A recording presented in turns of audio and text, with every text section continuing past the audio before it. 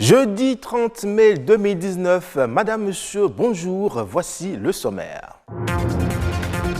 Fin hier des épreuves écrites du BEPC 2019, quelques candidats livrent leur impression après les 3 jours de composition. Ils sont pour la plupart confiants et espèrent de bons résultats. Après l'invasion des chenilles qu'a connue le Bénin en 2017, des dispositions ont été prises pour éviter de nouvelles attaques. Comment lutter contre les insectes ravageurs? Des précisions avec notre spécialiste. Malgré les nombreuses sensibilisations, le mariage des enfants perdure au Bénin. Cette année encore, une nouvelle campagne a été lancée. Elle vise une prise de conscience pour l'éradication du fléau.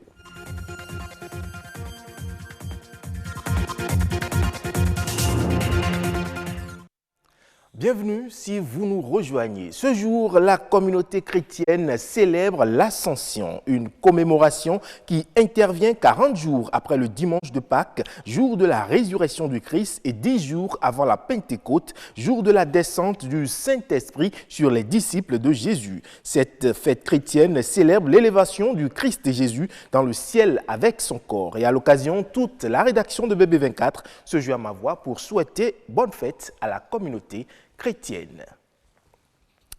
Je le disais dans les titres, les épreuves écrites du brevet d'études du premier cycle ont pris fin hier, mercredi, dans la matinée. Au centre du collège Père-aux-Pierre, les candidats sont détendus et semblent joyeux à la sortie des salles de composition. Entre espoir et attente, ils se sont confiés à notre équipe de reporters dépêchés sur le terrain, Louis Koudobo et Patrick Adjagbodjou. Collège Père-aux-Pierre. Il est 10h30. Tout est fini. 3 jours de composition pour l'examen du brevet d'études du premier cycle, BEPC 2019. Entre joie et attente des résultats, sur toutes les lèvres, les épreuves écrites étaient abordables. Les matières dans lesquelles j'ai travaillé, nous avons l'anglais, l'allemand, communication, toutes les études. Je suis contente parce que les épreuves ont été bien abordables et je crois que cette année, ça va beaucoup donner. Je pense que j'ai bien travaillé en histoire géo et en SVT aussi. Les matières dans lesquelles j'ai pu au moins travailler sont en SVT, en anglais, en français aussi. La mathématique et les sciences physiques, des matières qui ont été cette année la bête noire de certains candidats. J'ai eu la difficulté en maths, mais ça ira. J'ai eu des difficultés en maths physique. Je me suis basé sur les cours dont je me suis rappelé pour m'en sortir. J'ai eu des difficultés en mathématiques, surtout, et la physique. Bon, la mathématique, bon, j'espère travailler un peu parce qu'au niveau de certains problèmes, je n'ai pas pu travailler, je n'ai pas pu m'en sortir. Pour le BEPC session 2019, le centre de composition du collège Père-aux-Pierre devrait accueillir 798 candidats inscrits. Mais malheureusement, 12 ont été absents. D'autres difficultés ont été enregistrées. Il y en a qui ont perdu leur carte d'identité, mais en fait, pour la plupart, ils ont été stressés ou bien ils ont paniqué. Les cartes d'identité étaient dans leur sac et ils les ont déclarées perdues. Carte d'identité non conforme. On s'est adressé aux établissements des candidats et aux autorités de ces établissements-là et tout ça a été réglé. Il y avait une candidate qui était malade mais qui a tenu à continuer. L'infirmerie l'a prise en charge rapidement, son papa est venu acheter les ordonnances, on lui a administré les premiers soins, elle a continué. Après la composition des épreuves écrites, les regards sont désormais orientés vers la proclamation des résultats. Bonne chance à tous les candidats. Et si les candidats du BEPC semblent joyeux, comme vous l'avez constaté, ce n'est pas toujours le cas pour les producteurs agricoles quant à eux.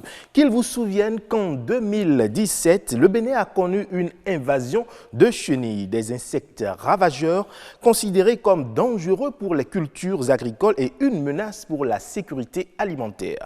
À l'époque, des dispositions avaient été prises pour maîtriser le phénomène. Mais la menace est sans frontières, d'où la nécessité nécessité d'une action régionale pour prévenir toute invasion potentielle.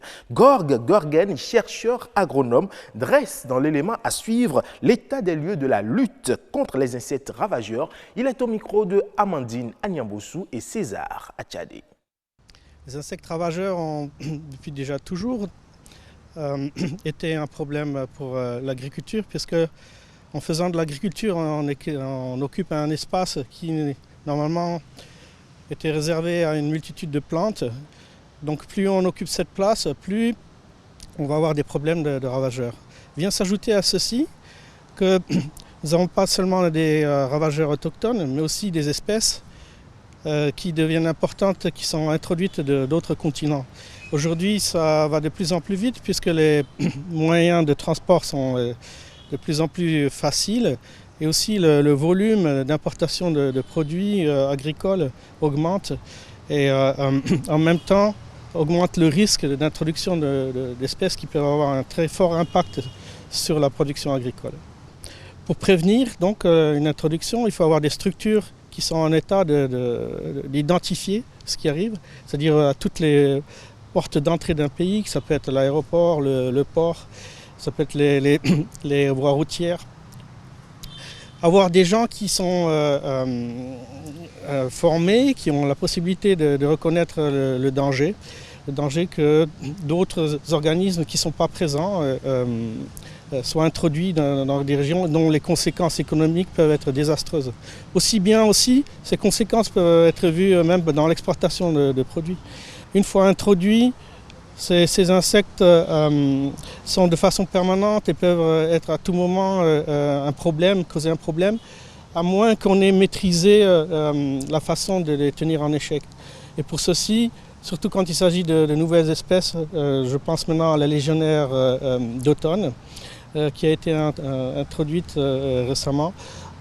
Il faut une période d'adaptation pour que les gens arrivent à mieux contenir ce problème, qu'ils soient habitués à prendre des mesures pour contrecarrer leur impact.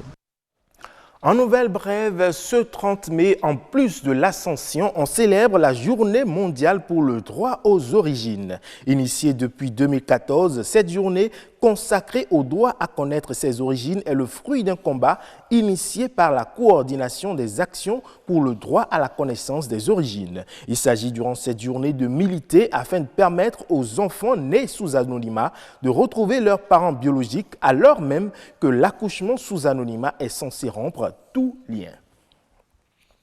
Au Bénin, c'est la lutte contre le mariage des enfants qui préoccupe le plus. Ce phénomène qui transcende les cultures, les religions et les ethnies a poussé le gouvernement et certains partenaires techniques à mettre en place une campagne nationale intitulée Tolérance zéro au mariage des enfants, cela pour éradiquer le fléau. 2 ans après la mise en œuvre de cette campagne, on fait le bilan des actions menées avec Iliad Boukobo et Bernol Tchogbi.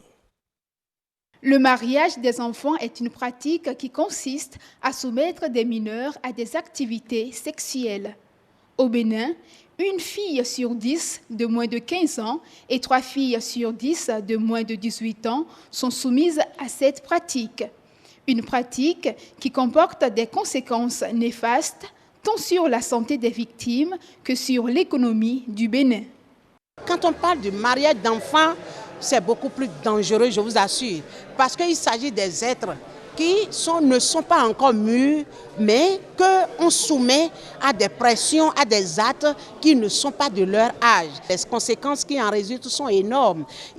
Quand on parle des fistules obstétricales aujourd'hui, c'est une émanation des mariages précoces, des mariages forcés. Nous savons qu'aujourd'hui, les filles qui ne terminent pas le cursus scolaire et encore moins le niveau secondaire vont perpétuer la question de la pauvreté.